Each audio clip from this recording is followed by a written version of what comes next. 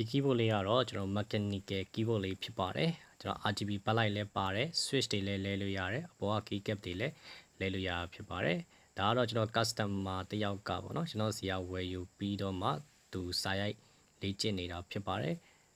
ဒီ keyboard လေးကအယောင်းလဲတွက်တယ်လို့အခုဆိုရင်ကျွန်တော် stock လဲကုန်သွားပြီဖြစ်ပါတယ်ဒီ keyboard လေးကိုကြိုက်နေတတ်တယ်ဆိုရင်တော့ကျွန်တော်တို့store ထပ်ရောက်ဖို့တော့ရှိပါတယ်ဒါပေမဲ့သူကဈေးနှုန်းလေးကတော့ဈေးပိုကြီးတော့မှာဖြစ်ပါတယ်ဒီ keyboard လေးကြိုက်နေတတ်တယ်ဆိုရင်ကျွန်တော်ဒီ comment မှာလည်းကျွန်တော်တို့ကြိုက်နေတတ်ကြောင်းcomment ပေးလို့ရပါတယ်အားလုံးကိုကျေးဇူးထူးတင်ရှိပါတယ်